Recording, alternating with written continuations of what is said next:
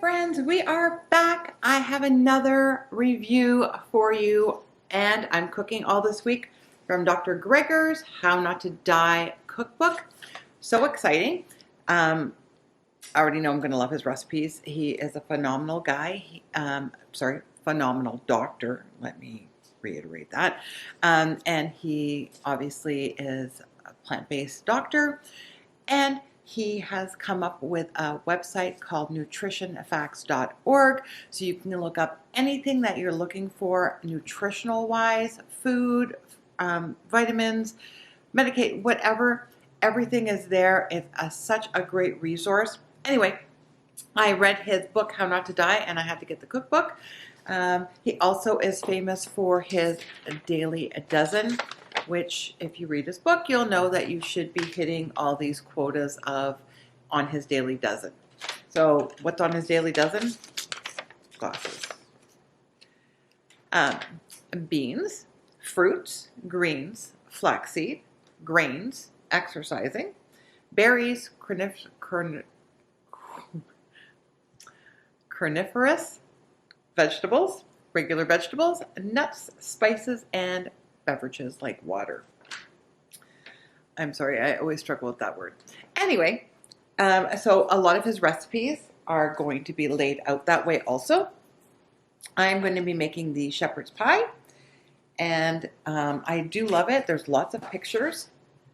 Everything looks really good. The recipes are very easy. I won't be having to, I don't believe I've seen anything with oil in it, so I'm not going to have to remove that whatsoever. And then at the bottom, he always has his daily dozen. So the lentil shepherd's pie will check off the beans, carnivorous vegetables, other vegetables, and herbs and spices in this one. I may adjust the recipe just slightly for what I have in the house because I don't have any squash at the moment, but we'll work on that when we get there. And then at the beginning, which I really like, he has a little section on how to make a bunch of your own things like umami sauce, which is going to be one of the first things that we're going to make because that's part of the lentil recipe. But he teaches you, he shows you how to make date syrup and ranch dressing and vegetable broth and how to roast garlic and a savory blend that he uses a lot, which is great to have already mixed up, and then you can just use it. How to make parm, and again, we're going to be eating out of this book for a week, and I'm excited. So we're going to, oh, I'm so sorry. I forgot to introduce myself. Hi guys, my name is Vicki-Lynne. I eat a plant-based diet. I'm always vegan for the animals, of course, and I do a lot of meal preps following the starch solution and integrating all plant-based. It's all the same, honestly. All great information, and I like to pick and choose from, obviously different people. So if that interests you, stick around. We're going to have some great meals this week following How Not to Die. So let's do it. So we're going to put together the umami sauce, which is super simple. We're just going to use a cup of vegetable broth. We're going to add in a teaspoon of minced garlic, a teaspoon of fresh grated ginger, and if you've been here before, you know I keep my ginger in the freezer, so it's always ready to go. A tablespoon of molasses, and this is blackstrap molasses.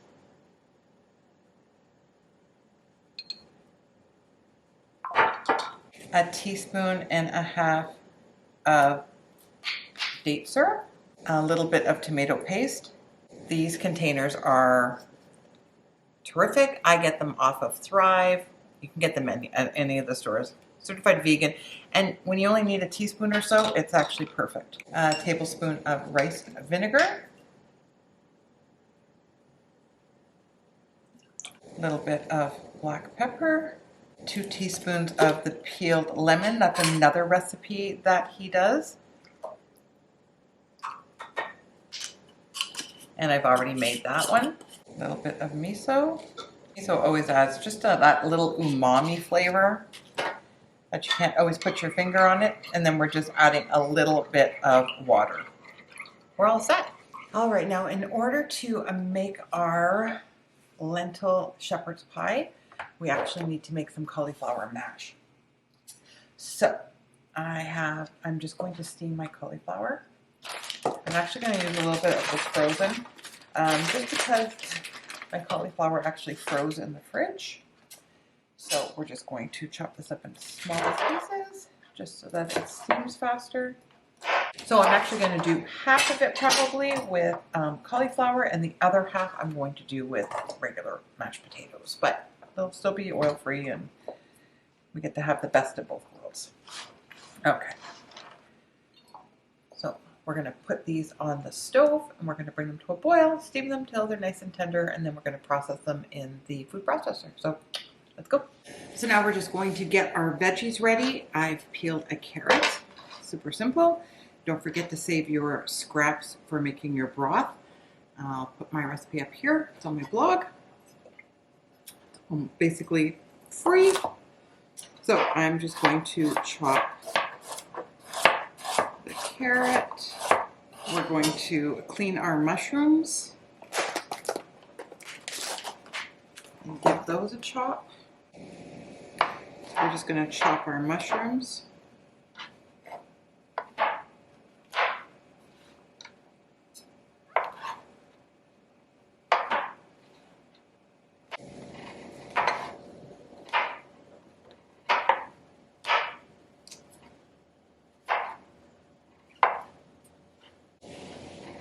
Put that aside, and then we're just going to do our red onion. Now I don't put the red onion into my stock because it just makes it a darker color.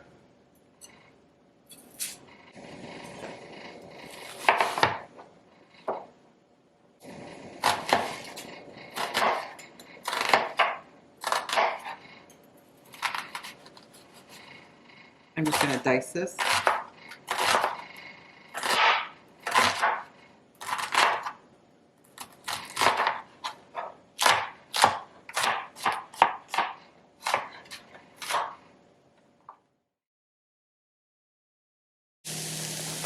Now we're going to add in some of our mixed vegetables, and we're just going to let those defrost real quick. Okay, now we're going to add in the vegetable broth.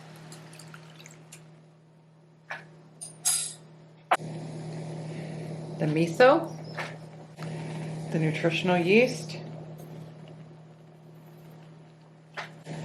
some of that umami sauce that we made. Go. And a little bit of black pepper.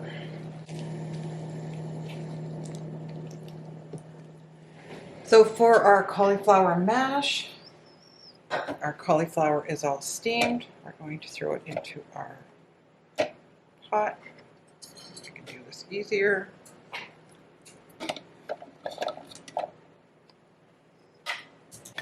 To that, we're going to add in a little bit of nutritional yeast.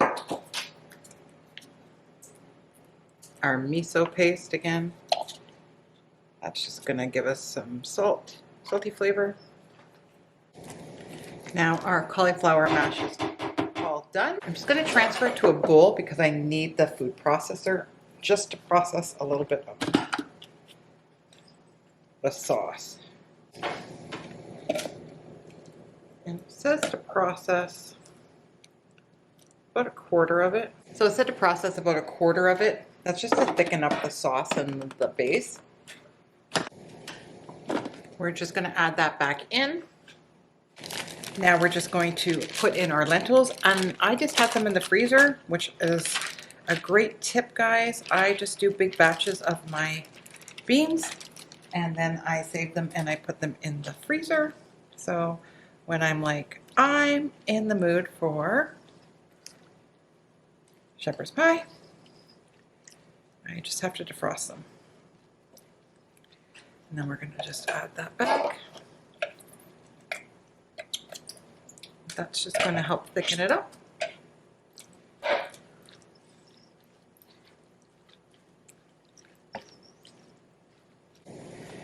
So we're just going to put this in the bottom of our casserole dish.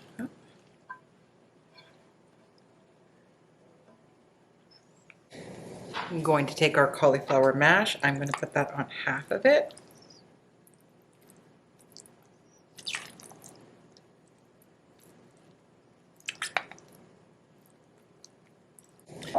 And then the other half I'm going to put mashed potatoes on. Now, a lot of times I do half with mashed potatoes and half with sweet potatoes, just to switch it up because it's more fun that way. We're going to put this in the oven for 30 to 40 minutes just to get the top all kind of crispy and delicious and warm everything all the way through. Hey, just popping in here to remind you, order my free ebook. It's free and it's all about meal prepping on the starch solution. You need it. It's super simple. It's a simple PDF. Go ahead to the link and go to my website. Order your free copy today. Hey, we're back. We're cooking from How Not to Die by Dr. Gregor. Loving this book so far. Everything has worked out so well. And tonight for supper, we are making his mac and cheese. And to start, you need to make your cheese sauce. And he makes his very similar to mine. He just doesn't have potatoes in it. So we're going to get started on making that. And actually, this is a great recipe because I'm going to get it all prepared. And then I'm going to head to the gym, and when I come home, I can just bake it for the last 30 minutes to warm it up and cook it through. So I'm also going to be using Banza chickpea pasta. And you could use regular pasta. He calls for whole wheat pasta. I don't have any whole wheat. I was going to just use rotini, which is probably my preference, but it's not whole wheat. So I'm going to try to keep it as close to his recipe as possible. So there we go. And also I did his, let me just double check what he calls this.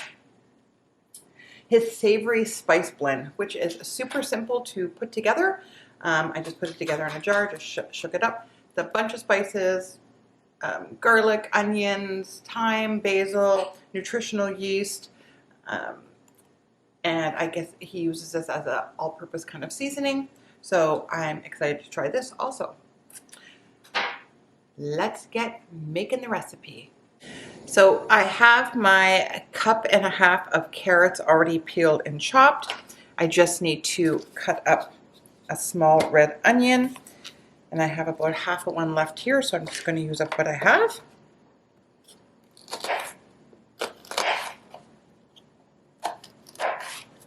This is going to get blended, so it doesn't have to be.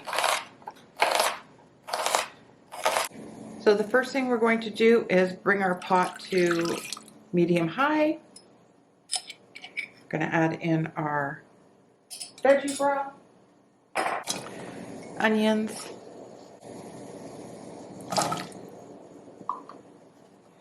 carrots, and garlic. We're going to bring that up to a little simmer, and then we're going to cover it and let the carrots cook. I'm just boiling the noodles as per the directions on the package, nothing fancy. Now we're going to put together the cheese sauce. First thing we're going to do is put in our cooked vegetables, the rest of our broth,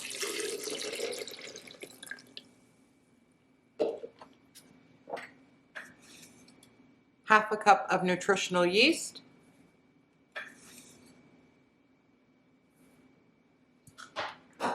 some spices, a little bit of miso. So his sauce is very similar to mine. A little bit, he says, of whole grain mustard. I don't have that. I don't like whole grain mustard, so I'm just putting in the equivalent in yellow. You could probably use Dijon. Almond butter. So instead of using cashews, he's using almond butter.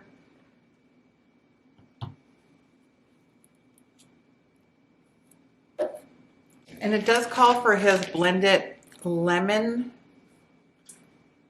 but I actually already used mine up.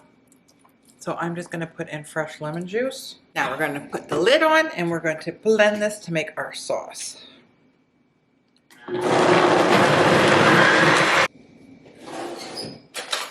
Now we're just going to taste it, see if it needs any adjustments.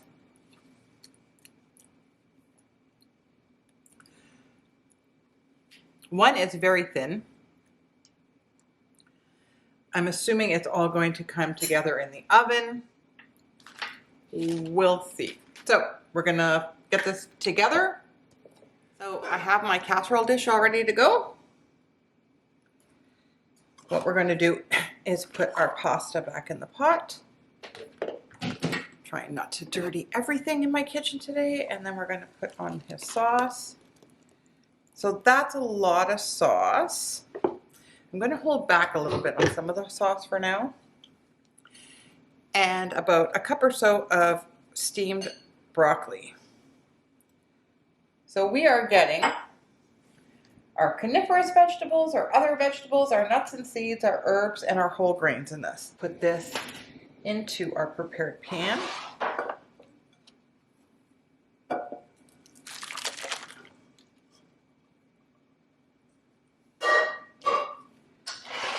All right, so we're gonna let this sit. No, we're gonna cook this. Might as well just give this a cook. So we're gonna preheat our oven to 375 and we're going to cook this for about 20 minutes. Oh, I almost forgot. We're going to top it with some breadcrumbs. I'm actually gonna use panko.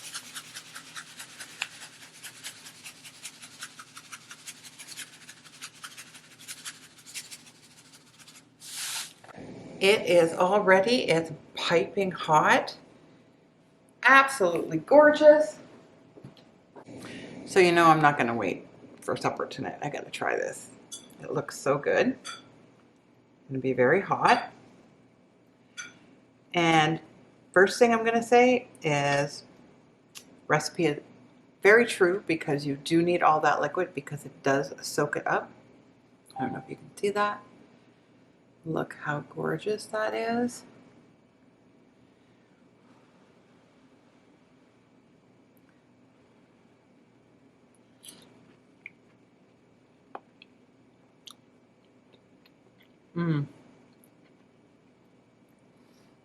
That is really good. I could have cooked my broccoli a little longer, but that's on me. But it is very delicious. Very simple. You need to get the cookbook. Try this recipe. We are back and we're still cooking from How Not to Die. I'm loving this cookbook. I have this recipe and one more to try out, and then I'll give you my review. Anyway, we are going to be doing the stuffed winter squash with a black bean sauce. I don't know if you can see that. I'm super excited. Seems really good. Now, I don't have bulgur, so again, I'm switching the recipe just a tad bit. I don't have the bulgur wheat, but I do have quinoa, and so I'm going to swap that out. So the first thing you need is an acorn squash. Super easy to find, of course, this time of the year. And we're just going to cut this in half and we're going to seed it.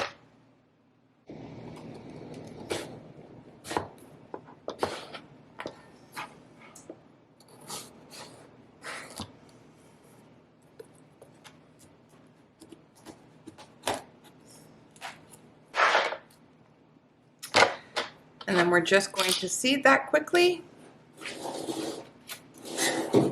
Have your oven preheating to 375. We're going to put these little guys upside down. They cook better that way.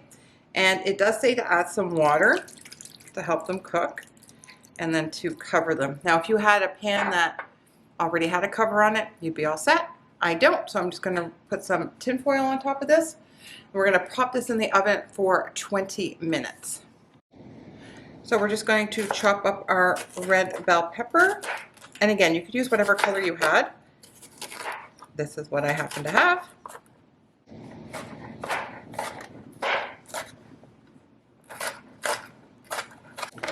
Now our red cabbage, I call it purple cabbage. I don't know why it's called red, it's purple to me, but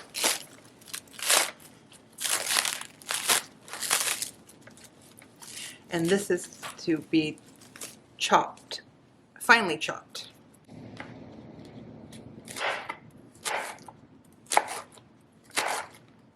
So first I'm going to kind of shave it and then I'll chop it up finely. Now I'm just going to turn it this way and chop it finely. I think I'm going to divide it.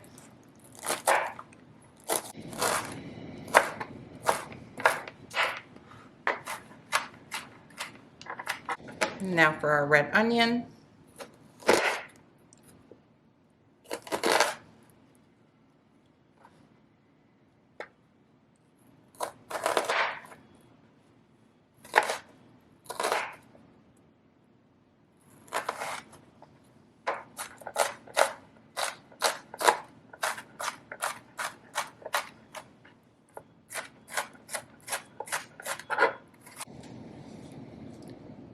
And there's our prep work done.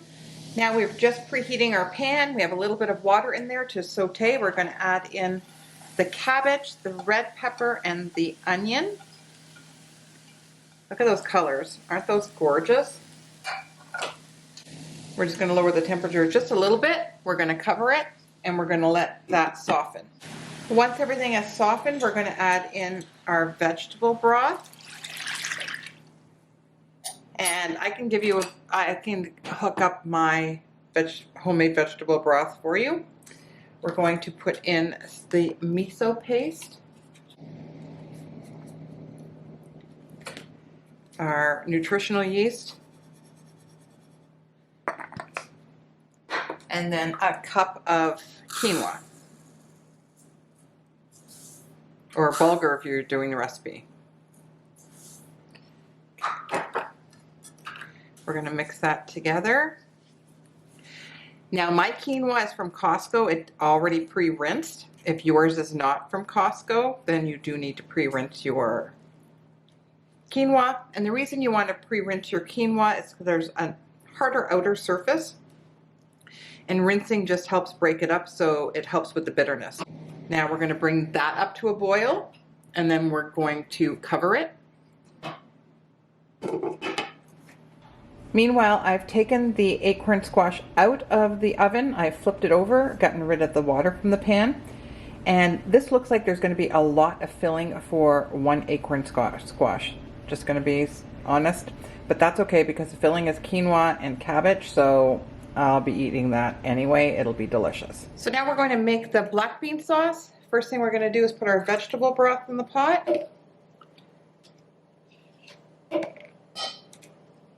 Along with our garlic, and bring that up to a boil. To a boil, we're going to add in our black beans. And you're going to use 1 can or 1.5 cups of your own cooked black beans. That's what I'm using. Add in our nutritional yeast. Now we'll add in our cumin and our coriander.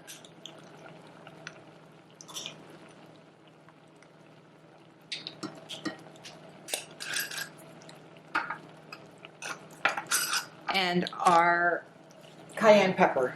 And again, you're going to do that to taste. It's about 1/4 teaspoon. We are going to let this cook just for about 5 minutes on a low simmer. So our mixture has sat, it's absorbed, it's gorgeous. We're going to stuff our squash, and then we're going to put it back in the oven.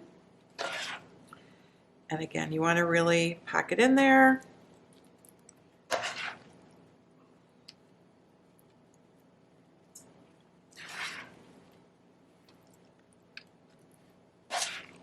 And again, there's so much filling. I probably could have broke this down.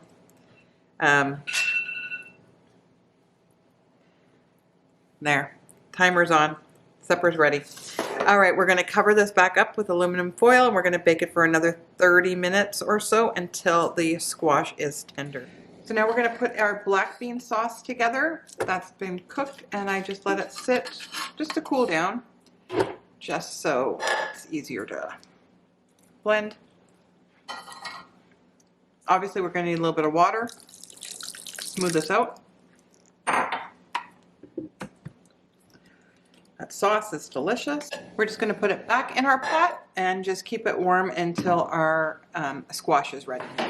All right, so having our acorn stuffed squash. I will say that my squash took a really long time to cook. So the topping now is a little bit crisp, which you can add a texture. The black bean sauce was delicious. And the stuffing, again, is really good, as you can see.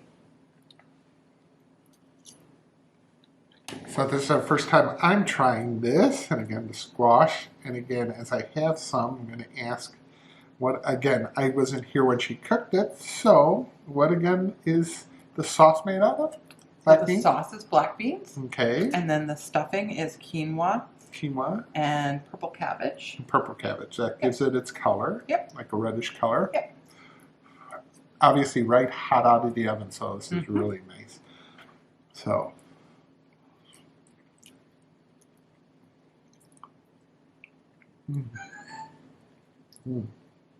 So as some of you guys may know, I'm part Mexican. And of course I always love anything with refined beans. And this sauce is delicious, really smooth and creamy. The quinoa is very tasty. And of course, this time of year, squash is always delicious. This is excellent for the fall. Well, year round, but certainly in the fall and the winter time. Nice, hot, cozy.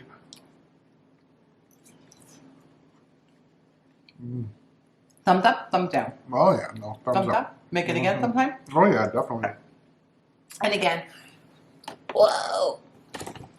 And again, I had extra stuffing, so I had probably twice as much stuffing as I needed, but it's fine. It's delicious, and I'll eat it anyway. So my final thoughts on the How Not to Die cookbook. I've done several recipes, and I really enjoyed it. I love the fact that the pictures are gorgeous. There's lots of different sections of the book, and a lot of these I honestly can say are for beginners. They're super simple. They're not difficult to do, and they have them, you know, separated by like simple preparations, which were like the seasonings and stuff that we made. I really like that umami sauce. That was super simple to make and just to keep in your fridge, and the savory spice blend. He also has like a section for breakfasts, which I didn't do because, again, I do a lot of potatoes or oatmeal, and he does have oatmeal recipes, but I mean, I wasn't going to do his because it was exactly the same, to be honest. He has snacks and dips, soups and chilies, dressings and salads, burgers, wraps, veggie mains, bean courses. Again, really well laid out and great for anybody who's new or not so new at it. If you're just looking to like spice up what you're already making, I did find a few things in here that I was like, oh, that sounds like a really good idea. Like that, like the stuffed acorns that I did yesterday was like lovely. And I should do those things. My husband really enjoyed it. So I would say buy or go to your library if you can get it. But I do think that it is a great book, and you're not having to change anything because I didn't have to remove any oil because there was no oil in any of these. And there was quite a few gluten-free recipes and stuff, which I appreciate too. So guys, until the next book review, we'll be seeing you soon. And leave me a comment if there's a book you'd like me to review.